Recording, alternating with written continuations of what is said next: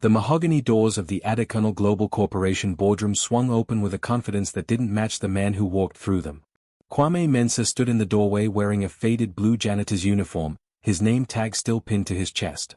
In his hands, he carried a worn leather portfolio that had seen better days. Behind him, the glass walls of Nigeria's most prestigious corporate tower reflected the Lagos skyline, but all eyes in that room were fixed on the impossible sight before them. The laughter started slowly. First a chuckle from the far end of the table. Then another. Then the entire boardroom erupted. Is this some kind of joke? Mr. Okonkwo, the board chairman, leaned back in his leather chair, his belly shaking with amusement. Mrs. Adeyemi, the human resources director, covered her mouth, her diamond rings catching the light. Who let the cleaning staff interrupt our executive meeting? But Kwame didn't flinch. He didn't apologize. He didn't turn around and leave. Instead, he walked forward, placed his portfolio on that polished table, and said 7 words that would change everything. I'm here to apply for CEO position. Have you ever been underestimated because of how you look? Have you ever walked into a room and felt every eye judging you before you even opened your mouth? That's the moment Kwame lived. But this isn't just a story about being underestimated. This is a story about a man who turned mockery into legend, who transformed a janitor's mop into a CEO's pen, and whose portfolio contained secrets that would shake the very foundation of corporate Nigeria. If you've ever been judged unfairly, hit that like button right now, because this story is for you. And trust me, what's inside that portfolio will leave you speechless. But before I tell you what made an entire boardroom go silent, before I reveal the documents that turned laughter into respect, let me take you back to where it all began. Because Kwame's journey didn't start in that boardroom. It started in a small village where dreams were considered luxuries, and a mother's sacrifice would plant the seeds of greatness. 27 years earlier, in a village called Ipe, tucked away in the red earth countryside of Nigeria, a boy was born under the shade of an iroko tree. His father, Kwame Mensah, was a palm wine tapper who climbed 30-foot trees every morning before sunrise. His mother, Amma, woke at 4 a.m. to fry akara bean cakes that she sold at the village market for coins that barely fed their family. They named him Kwame, which means born on Saturday, the day of work and wisdom. From the time Kwame could walk, people noticed something different about him. While other children played in the mud, he sat under the baobab tree, drawing patterns in the dirt with a stick. While other boys chased chickens, he helped the village elders settle disputes about land boundaries and marriage dowries. This child has an old soul, the village elder, Baba Tunde, would say, stroking his white beard. Mark my words, this boy will clean great halls, but one day, he will also build them. The prophecy seemed strange. Cleaning and building? How could someone do both? But Baba Tunde was known for seeing what others couldn't. Kwame's gift wasn't just intelligence. It was observation. He watched everything. He noticed when the rains would come by studying the ants' behavior. He predicted which farms would yield the best harvest by examining the soil. He taught the village children mathematics using stones and sticks, turning dusty ground into classrooms. His parents recognized his gift too. So they did what poor parents across Africa have done for generations, they sacrificed everything. His father climbed more trees, tapped more palm wine. His mother fried more akara, standing over hot oil until her arms ached. They saved every naira, every kobo, hiding coins in a clay pot buried beneath their hut. Their goal was singular, send Kwame to secondary school in the city. The day Kwame received his acceptance letter to Lagos Secondary School, the entire village celebrated. Baba Tunde slaughtered a goat. Women danced. Men drummed. This wasn't just one boy's success. It was the village's hope walking into the future. Kwame excelled. He devoured every book, topped every class, and won the national mathematics competition 2 years in a row. His teachers whispered that he was destined for greatness. Universities from across the country offered interest. One professor even mentioned a scholarship to study business administration at the University of Lagos. The future seemed certain. But fate, as it often does in Africa, had other plans. The scholarship committee meeting took place on a humid Tuesday afternoon. Kwame sat outside the office, his worn shoes polished until they shone, his shirt pressed with an iron heated by coals. Inside, men in expensive Agbada robes shuffled papers and made decisions. When the door opened, the committee chairman didn't even look at Kwame. He simply said, "The scholarship has been awarded to Minister Adiwale's nephew. Better luck next time." Just like that, the door closed. No explanation. No appeal. Just the cold reality that in a country where connections mattered more than competence, A village boy with no name and no network had no chance. Kwame walked back to his family's hut that evening feeling like he was carrying the weight of every sacrifice his parents had made. His mother found him sitting outside, staring at the stars. She sat beside him, her calloused hands folding over his. "Dreams don't die, my son," she whispered. "They just take different roads." She reached into her wrapper and pulled out a small notebook, its cover worn from age. Inside were blank pages waiting to be filled. "Your grandfather gave this to me when I was young," she said. "He told me to write down everything I learned, because wisdom collected becomes wealth. Take it. Go to the city. Work any job. But never stop learning. Never stop writing. Never stop believing that your mind is your greatest possession." 3 days later, Kwame boarded a night bus to Lagos with that notebook, 2 pairs of clothes, and 300 naira to his name. As the bus pulled away, he watched his mother standing in the dust, her hand raised in blessing, tears streaming down her face. He didn't know when he'd see her again. He didn't know if he'd survive the city. But he knew one thing: failure wasn't an option. Too many people had sacrificed too much. Lagos swallowed Kwame whole. The city was nothing like the village. Here, nobody cared about your dreams. Nobody asked about your story. You were just another face in a sea of millions, all hustling, all struggling, all fighting for the same scarce opportunities. Kwame's first month was a masterclass in rejection. No experience. That's what the bank told him. Wrong background. That's what the telecommunications company said. "We need someone who looks the part." That's what the hotel manager explained, his eyes scanning Kwame's cheap shirt and worn shoes with obvious disdain. Every door closed. Every interview ended the same way. The money ran out after 3 weeks. Kwame found himself sleeping under the Eco Bridge, alongside dozens of other young men whose dreams had crashed against the concrete reality of Lagos. They shared stories, shared the little food they had, and shared the unspoken understanding that they were all one bad day away from giving up completely. On his 42nd night under that bridge, rain pounding on the cardboard he used as shelter, Kwame opened his mother's notebook. He had been too discouraged to write anything. But that night, by the light of a street lamp, he wrote his first entry. "Day 42, I have failed 42 times. But Baba Tunde said I would clean great halls. Perhaps I need to start with the cleaning." The next morning, Kwame walked into every office building in the Victoria Island business district asking for cleaning jobs. Most security guards turned him away. Some laughed. One even threatened to call the police. But at 4:47 p.m., at the last building on his list, a towering glass structure called AfricanStories Towers, the cleaning supervisor looked at him and said, "Night shift janitor. You start tonight. Don't be late." No interview. No questions. Just a uniform and a mop. Kwame wanted to cry with relief. That night, he put on the blue janitor's uniform, clipped on his name tag, and entered a world that would transform his life. AfricanStories Global Corporation occupied floors 15 through 32. The company dealt in imports, exports, manufacturing, and real estate. It was one of Nigeria's corporate giants, and Kwame was now responsible for cleaning the offices where million-naira decisions were made. The irony wasn't lost on him. These were the same types of people who had rejected him for real jobs. Now he was invisible to them, just the janitor who emptied their trash bins and mopped their floors. But invisibility, Kwame would discover, was a superpower. Because when you're invisible, people don't guard their secrets. They leave sensitive documents on desks. They have confidential phone conversations while you're wiping down windows. They throw away strategy reports in waste paper baskets, assuming the janitor can't read, can't understand, can't possibly care about quarterly projections and market analysis. They were wrong. Kwame cared about everything. On his third night, while cleaning the chief financial officer's office, he noticed a crumpled document in the trash. It was a financial report showing that the company was hemorrhaging money in their shipping division. 3 million naira lost per quarter due to inefficient route planning. Kwame smoothed out the paper, read it carefully, and later that night, in his small rented room in Ajigunle, he opened his mother's notebook and wrote, "Shipping routes problem, consolidation could save 40% in fuel costs alone." He wasn't sure why he was writing it. He wasn't sure anyone would ever read it. But his mother's words echoed, "Wisdom collected becomes wealth." So he kept collecting. Night after night, Kwame cleaned offices and collected wisdom. He read discarded memos. He studied abandoned spreadsheets. He memorized organizational charts left on printers. And in his notebook, he wrote solutions, strategies, Ideas that no one had asked for but that his brilliant mind couldn't help but generate. 6 months into his janitorial job, Kwame made a decision that would change everything.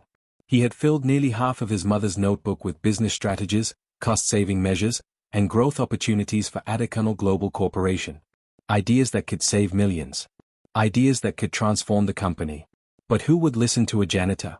Then he remembered something Baba Tunde had once said: a wise man doesn't always announce his wisdom. Sometimes, he lets his wisdom announce itself. So Kwame did something bold. He typed up one of his strategies, a detailed proposal for restructuring the company's supply chain management. He didn't sign his name. He simply titled it, "From Someone Who Sees Everything." At 2:47 a.m., when the offices were empty and silent, Kwame slid the document under the CFO's door and went back to mopping floors. Drop a comment below if you believe education can happen anywhere, even in a janitor's closet, because what Kwame did next would prove that genius doesn't need permission, it only needs opportunity. An opportunity was about to knock, whether the boardroom was ready or not. The proposal sat on Chief Financial Officer Mr. Babatunde's desk for 2 days. He almost threw it away. Anonymous documents were usually complaints from disgruntled employees or rambling manifestos from people who had no business giving business advice. But something about the title intrigued him: "From Someone Who Sees Everything." When he read it, his coffee went cold. The analysis was surgical. The solutions were elegant. The cost projections were meticulously calculated.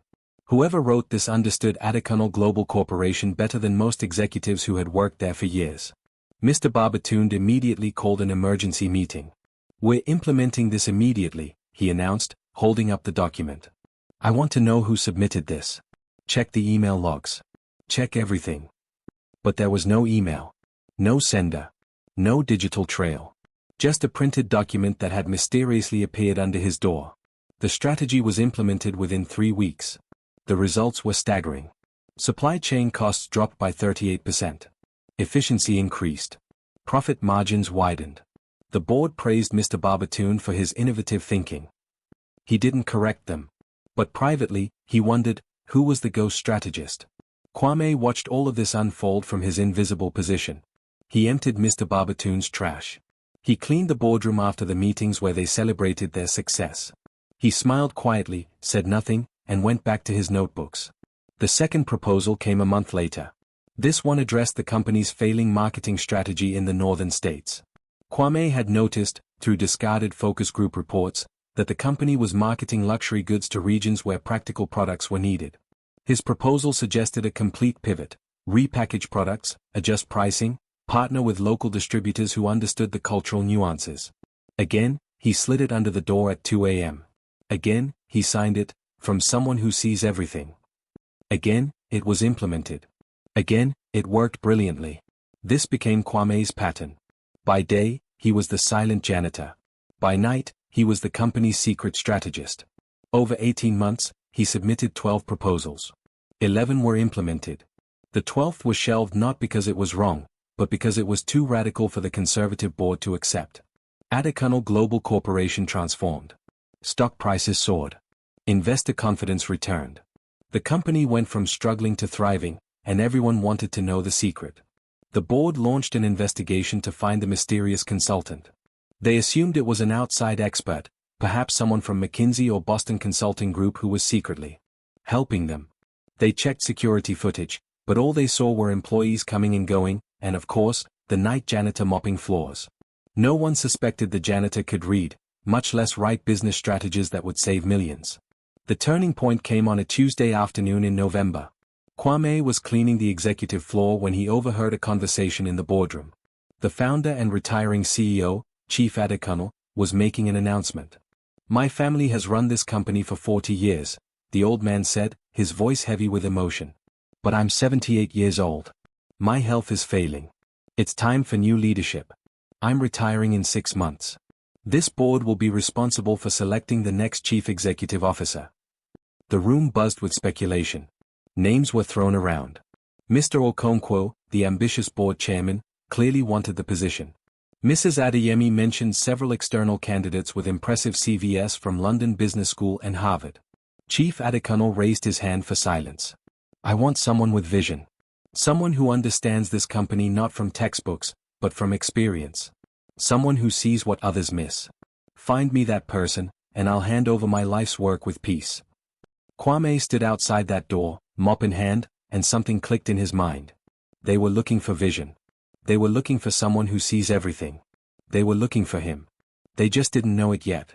That night, Kwame sat in his small room and made an impossible decision. He opened his mother's worn notebook, now filled with hundreds of pages of strategies, observations, and solutions. He looked at the blue janitor's uniform hanging on the wall. And he asked himself a question that terrified him. What if I walked into that boardroom and told them the truth? The idea was insane. He was a village boy with no degree, no connections, no credentials. He was the janitor. The help. The invisible man who cleaned their toilets and emptied their trash. But he was also the mind behind their success. He was the anonymous strategist they'd been searching for. He was the person who had saved their company from collapse. His mother's words came back to him. Dreams don't die, my son. They just take different roads. Perhaps this was his road. Perhaps cleaning great halls was preparation for building them. Kwame spent the next 3 months preparing. He documented everything. He gathered copies of every proposal he'd submitted, matching them with the company memos showing their implementation. He organized his notebooks chronologically, creating a timeline that proved his ideas had preceded the company's turnaround. He created a portfolio. Not expensive or fancy, just a worn leather folder he'd bought from the market for 500 naira.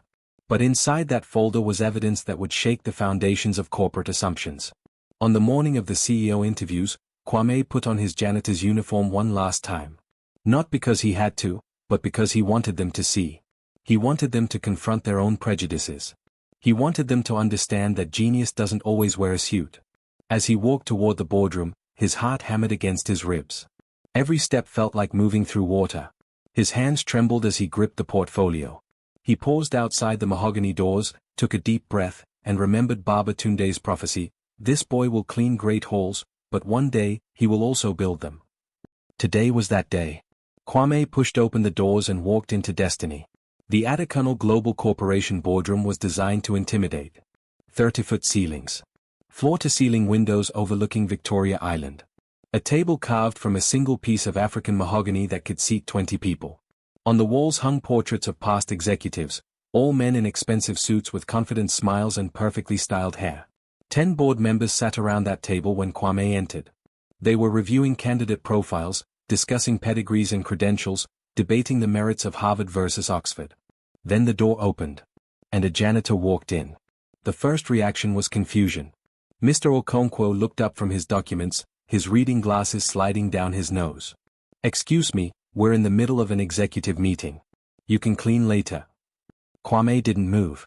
He stood at the foot of that enormous table, his blue uniform a stark contrast to their tailored suits. I'm not here to clean, Kwame said, his voice steady despite the earthquake in his chest. My name is Kwame Mensah. I'm here to apply for the Chief Executive Officer position. Silence. Complete, absolute silence. Then the laughter started. It bubbled up from different corners of the room like a cruel symphony. Mr. Okonkwo's deep belly laugh. Mrs. Adeyemi's high-pitched giggle, her hand flying to her mouth.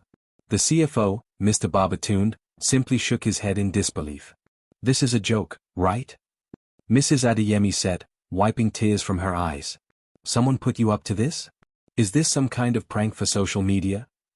Young man, Mr. Okonkwo said, his voice dripping with condescension, do you even know what CEO means? This is a multi-billion naira corporation. We don't hire janitors to run companies. We hire them to clean up after the people who run companies.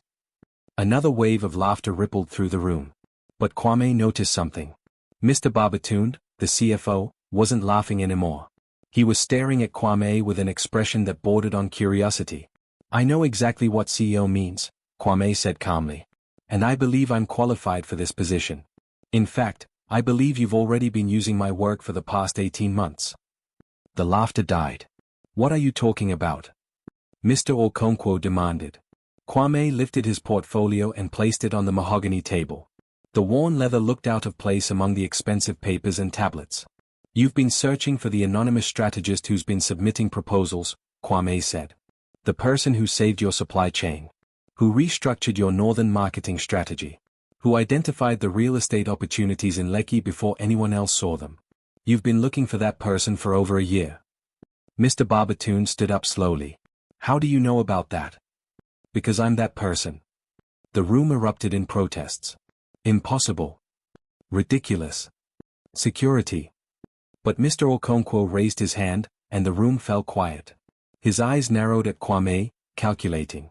Fine, he said, his voice cold. You want to waste our time? Let's waste it properly. Show us this portfolio of yours. Let's see what a janitor thinks business strategy looks like. This should be entertaining. He leaned back in his chair, arms crossed, a smirk playing on his lips.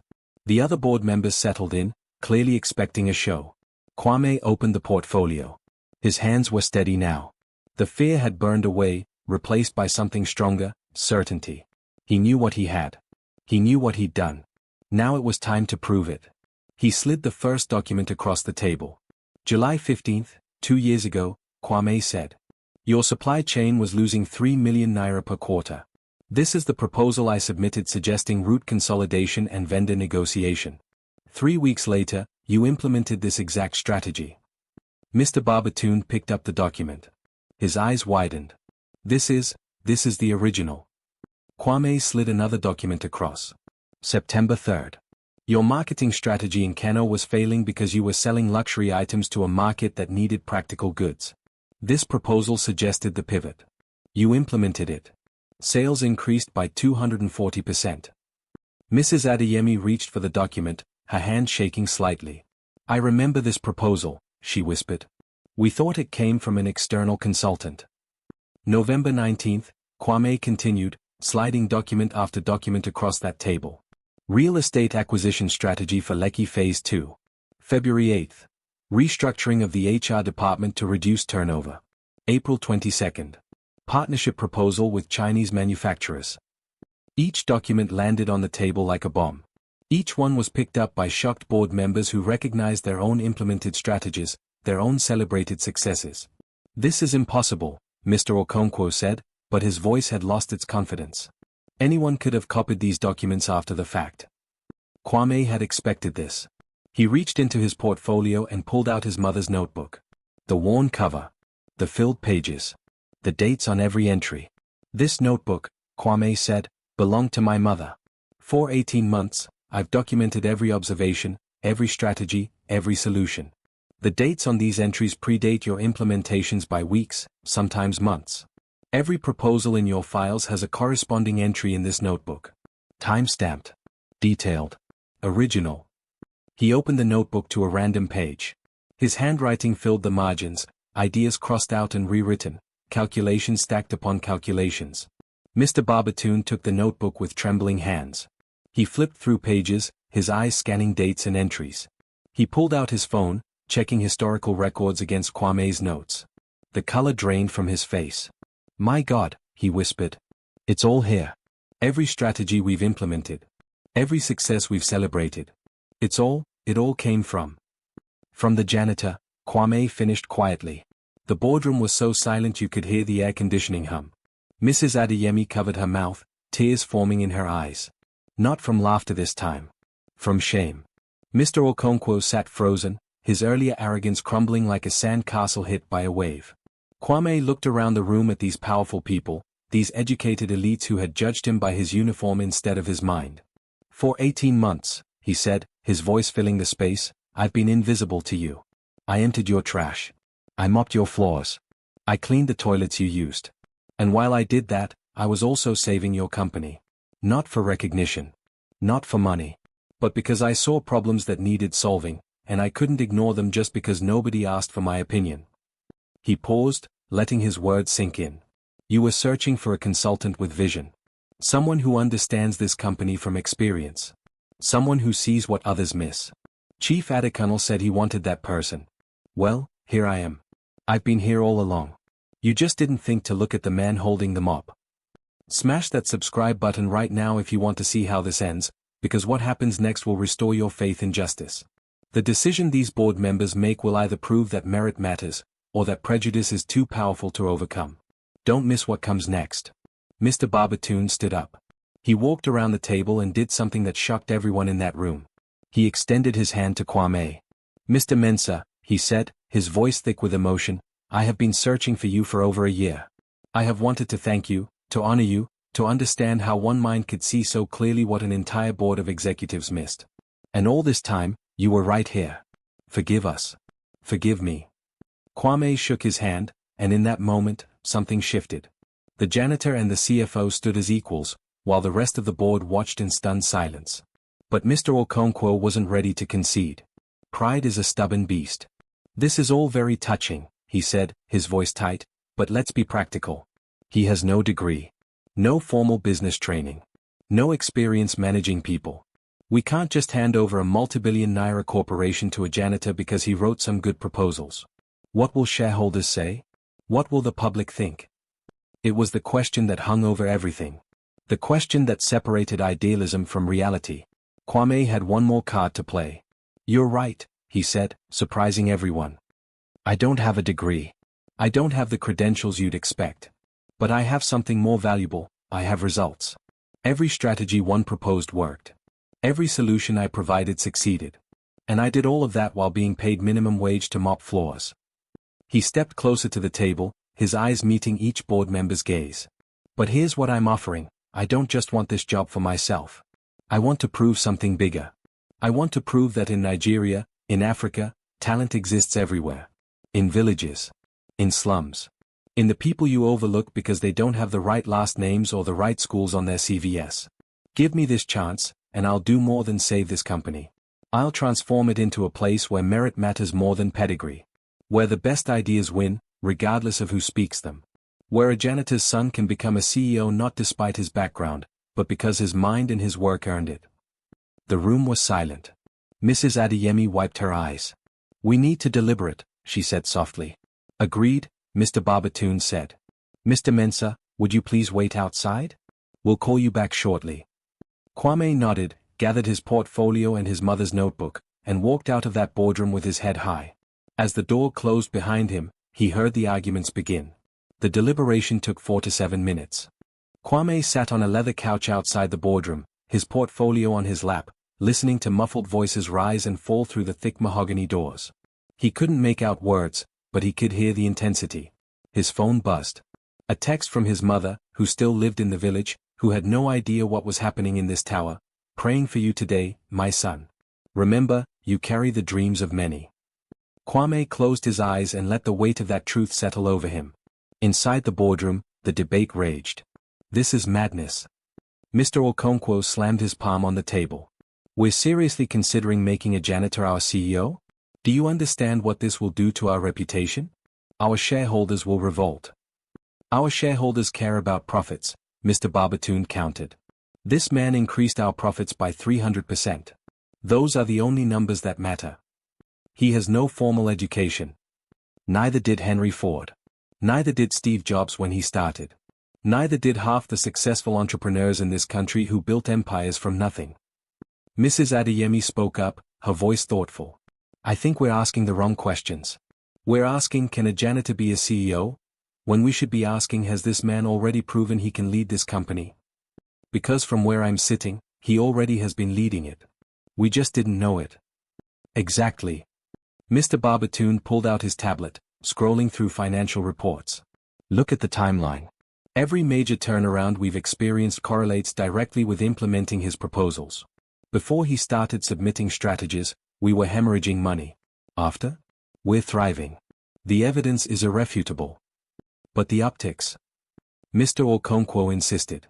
"What will the business community say? What will the media write? Adekunle Global hires janitor as CEO? We'll be a laughingstock. Or, Mrs. Adeyemi said quietly, we'll be pioneers. We'll be the company that proved merit matters more than credentials. In a country where corruption and nepotism dominate, where opportunities go to connected people instead of competent people, we could set a new standard." The board's youngest member, Mr. Chukwu, who had been silent until now, spoke up. "I want to add something. I grew up poor. My father was a taxi driver. I only got my education because someone took a chance on me, saw past my background, and gave me a scholarship. That's the only reason I'm sitting at this table today.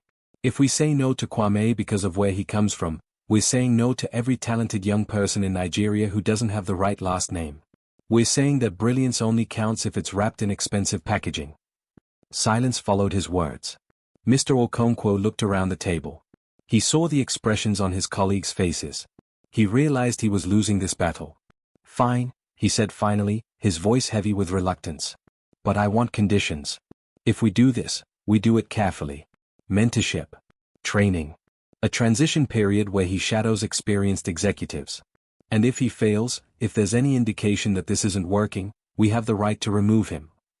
Agreed, Mr. Barbatoon said. But I want to add my own condition. We sponsor him for an executive MBA. Not because he needs it to do the job, we've already seen he can do the job, but because it will silence the critics who claim he lacks credentials. Mrs. Adeyemi nodded. I propose a 1-year probationary period. He starts as Chief Operating Officer, with a clear path to CEO once he proves himself in the role. No, Mr. Barbatoon said firmly. No probationary titles. No testing period. We offer him the CEO position, full stop. We commit to it completely, or we don't do it at all. Half measures send the wrong message. If we believe in him, and we do, we believe all the way. The debate continued for another 10 minutes, but the decision was already made. The tide had turned. Finally, Mr. Okonkwo called for a vote. All in favor of offering Mr. Kwame Mensah the position of Chief Executive Officer of AfricanStories Global Corporation, with the conditions we've discussed. 10 hands rose. Some enthusiastically. Some reluctantly. But all 10 rose. Unanimous. Then it's decided, Mr. Okonkwo said. He looked tired, but perhaps also relieved. Let's call him back in. When the boardroom doors opened, Kwame's heart nearly stopped. He walked back into that room feeling like a man walking toward either his destiny or his defeat. Mr. Okonkwo stood at the head of the table. Mr. Mensah, he said, his voice formal, this board has completed its deliberation. We've reviewed your portfolio, examined your notebooks, and debated extensively about your candidacy. Kwame braced himself. We have decided, Mr. Okonkwo continued, unanimously, to offer you the position of Chief Executive Officer of AfricanStories Global Corporation, effective immediately. The words didn't register at first. Kwame blinked, certain he'd misheard. You will undergo a structured mentorship program, Mrs. Adeyemi added, smiling now. We'll provide executive coaching, and we're sponsoring you for an MBA program at Lagos Business School. But make no mistake, you're not a provisional CEO. You're the CEO. Period. Mr. Barbatoon walked over and extended his hand again. Welcome to the team, sir. Or rather, welcome to leading the team. Kwame's voice cracked. He cleared his throat. I don't know what to say. Say yes, Mr. Chukwu said, grinning. Say yes and prove to every young person in this country that their dreams aren't limited by their starting point. Kwame looked around the room at these people who, less than an hour ago, had laughed at him. Now they were standing, applauding, welcoming him not as the janitor, but as their leader. I accept, Kwame said, his voice stronger now. But I want to be clear about my vision. I'm not here to maintain the status quo. I'm here to transform it. I'm here to build a company where talent is recognized regardless of where it comes from. Where the best ideas win. Where a cleaning staff member can submit a proposal without fear, and where that proposal will be judged on its merit, not the title of the person who wrote it. That's exactly why you're the right person for this job, Mr. Barbatoon said. Mr. Okonkwo approached Kwame last. The older man's face had softened, the arrogance replaced by something that looked like respect, and perhaps shame. Mr. Mensah, he said quietly, I owe you an apology. I judged you before knowing you. I saw your uniform instead of your mind. That was wrong. It was beneath me, and beneath what this company should stand for. I hope you can forgive me. Kwame extended his hand. We all carry prejudices, Mr. Okonkwo. What matters is what we do when they are revealed. You voted for me despite your doubts. That takes courage. I respect that. The handshake between them was more than a gesture. It was a bridge between old thinking and new possibility. If this story moved you, if Kwame's journey touched something in your heart, share this video with someone who needs to hear it today. Share it with the young person who thinks their background disqualifies them from greatness. Share it with the parent who's sacrificing for their child's education. Share it with anyone who's ever been underestimated. Because this story isn't just about one man. It's about what's possible when we stop judging potential by appearance and start recognizing brilliance wherever it exists. 1 year later, the transformation was complete. Kwame Mensah sat in the CEO's office on the 32nd floor of AfricanStories Towers, but you wouldn't know it was a CEO's office at first glance. Yes, there was the mahogany desk and the leather chair. Yes, there were the floor-to-ceiling windows overlooking Lagos. But on the wall, in a simple frame, hung a faded blue janitor's uniform with a name tag that read Kwame Mensah. Beneath it, a small plaque, "Never forget where wisdom found you." Every executive who entered that office saw it. Every visitor commented on it. And Kwame would explain, "That uniform reminds me that greatness isn't about titles. It's about what you do with whatever position you're in. I was the best janitor I could be, which prepared me to be the best CEO I could be." The numbers told their own story. Under Kwame's leadership, AfricanStories Global Corporation's profits had increased by 317%. But the real transformation wasn't in the balance sheets. It was in the culture. Kwame had implemented radical changes. He abolished the requirement for university degrees in entry-level positions, replacing them with skills assessments and practical tests. "If someone can do the job," he announced, "I don't care if they learned it in Oxford or on the streets of Mushin." He created the Ideas from Anywhere program, where any employee, from any level, could submit proposals directly to executive leadership. The cleaning staff, the security guards, the cafeteria workers, all had equal access to be heard. In the first year alone, 12 major company initiatives came from non-professional staff. He launched the Kwame Mensah Scholarship Fund, named after his mother, which provided full university scholarships to brilliant young people from poor backgrounds. Not loans. Not conditional aid. Full scholarships with mentorship and guaranteed internships. The first year, they sponsored 50 students. Kwame's goal was 500 within 5 years. He restructured hiring practices across the company. Blind resume reviews. Skills-based assessments. Panel interviews that included employees from all levels, not just executives. The result? AfricanStories Global became the most diverse company in Nigeria, and also the most profitable. But perhaps his most symbolic act came 6 months into his tenure. Kwame had traveled back to his village for the first time since becoming CEO. He arrived not in a convoy of expensive cars, but in a simple bus, just as he had left. The entire village gathered when they heard Baba Tunde's prophecy had come true. "My son has become a great man," his mother wept, holding him. "No, Mama," Kwame corrected gently. "I became a great man the day you gave me that notebook and told me wisdom collected becomes wealth." The CEO title just made it visible to others. He had brought news. AfricanStories Global Corporation was building a school in the village. Not just any school, but a center of excellence with computer labs, science equipment, and scholarships for every child who wanted to attend. It would be called the Kwame Mensah Academy for Unlimited Potential. "Why unlimited potential?" someone asked. "Because that's what my mother taught me," Kwame explained. "Every child has unlimited potential. Poverty doesn't limit potential. Lack of opportunity limits potential. So we're going to provide the opportunity." Baba Tunde, now 90 years old and bent with age, placed his weathered hand on Kwame's head in blessing. "I told you that you would clean great halls and build them," the old man said. "But you have done more.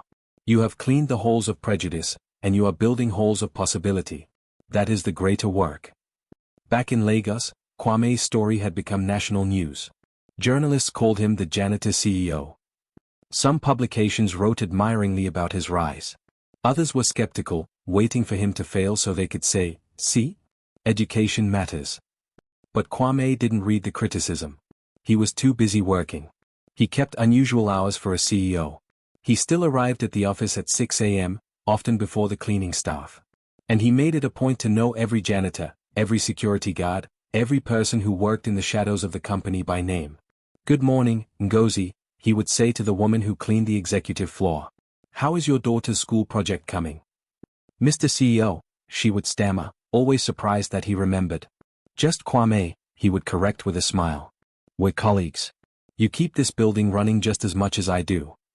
One morning, a new janitor, a young man named Emeka, was surprised to find the CEO mopping up a coffee spill in the hallway.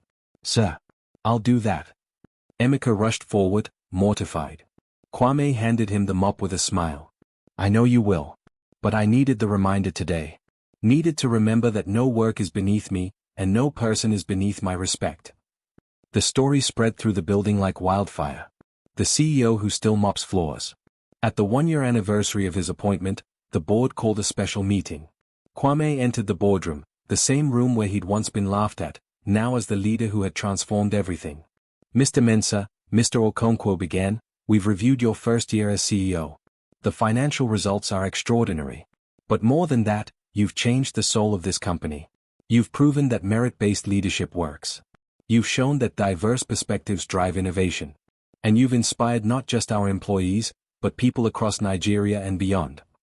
He paused, emotion clear in his voice. "On behalf of this board, thank you. Thank you for taking the risk of walking through those doors a year ago. Thank you for refusing to accept the limitations others tried to place on you. And thank you for teaching us that wisdom can come from anywhere if we're humble enough to listen." The board stood and applauded. But this time, the applause wasn't for a miracle. It was for earned respect. After the meeting, Kwame returned to his office and pulled out his mother's notebook. It was nearly full now, the pages worn from constant use.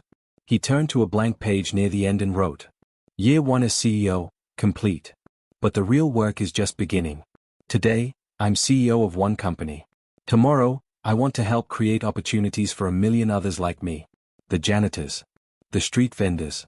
The village children. The overlooked and underestimated. Because if my story proves anything, it's that talent is everywhere. Opportunity is not. My mission is to change that." He closed the notebook and looked at the janitor's uniform on his wall. "Thank you," he whispered to it. "Thank you for teaching me that greatness isn't about where you start. It's about what you do with every moment you're given." Kwame's story teaches us truths that echo across generations. First, never judge a person by their current position. Every human being carries a story, a struggle, a hidden brilliance that circumstances may have obscured. The person cleaning your office might be a genius. The street vendor might be a philosopher. The driver might be an undiscovered entrepreneur. We miss countless opportunities for connection, learning, and growth when we judge by appearance rather than character. Second, learning happens everywhere, if you're willing to see. Kwame didn't need a classroom to become brilliant. He needed curiosity, observation, and dedication. The world is full of teachers if you pay attention. Your current job, no matter how humble, is a school if you choose to learn from it. Third, humility and hard work eventually speak louder than credentials. In a world obsessed with titles and degrees, Kwame proved that results matter more than resumes. He didn't demand recognition. He simply did excellent work, and eventually, excellence announced itself. Fourth, true leadership is about lifting others, not just climbing yourself. Kwame could have hoarded his success, enjoyed his position, and forgotten where he came from. Instead, he used his platform to create opportunities for others. He understood that individual success means little if it doesn't open doors for those who follow. Fifth, your background is your story, not your ceiling. Where you come from doesn't determine where you can go. Poverty is a circumstance, not a destiny. Lack of formal education is a temporary condition, not a permanent limitation. Your starting point is just that, a starting point. Your end point is determined by your courage, your work, and your refusal to accept other people's limited vision of what you can become. Kwame's story is not fiction. It's the echo of 1,000 true stories playing out across Africa and the world. Stories of brilliant minds trapped in limiting circumstances. Stories of people who see solutions but have no platform to share them. Stories of genius hiding behind uniforms, behind accents, behind the wrong last names. The question is, will we learn to see them? Will we look beyond the uniform to the mind wearing it? Will we listen to ideas based on their merit rather than the status of who speaks them? Will we create systems that discover talent wherever it exists, or continue building walls that keep brilliance locked outside? Kwame walked through that boardroom door knowing he might be humiliated. But he walked through it anyway because staying silent meant accepting a world where potential dies unseen. What door are you refusing to walk through? What dream are you postponing because the world says you're not qualified? What genius are you hiding because people like you don't do that? The janitor became a CEO because he refused to let other people's limited vision become his own reality. What will you refuse? Like this video if Kwame's story moved you. If it reminded you that your current chapter isn't your final story. Subscribe to Slyvia Folktale for more inspiring stories that prove African excellence exists everywhere, in villages and cities, in boardrooms and back rooms, in the people the world overlooks but who carry the wisdom to build kingdoms. And comment below, what's one time you were underestimated? What's one time someone judged you before they knew you? Share your story. Because every comment here is proof that Kwame's experience isn't unique. It's universal. And together, our stories can change the narrative. Remember, you are not defined by where you start. You are defined by the wisdom you gather, the character you build, and the courage you show when the world tells you to stay in your place. The janitor refused to stay in his place. He claimed his rightful place. Now it's your turn. Until next time, keep believing in your journey. Keep collecting wisdom. Keep refusing to be limited by other people's narrow vision. Because somewhere in the world, right now, there's a janitor writing the next chapter of excellence. Maybe that janitor is you.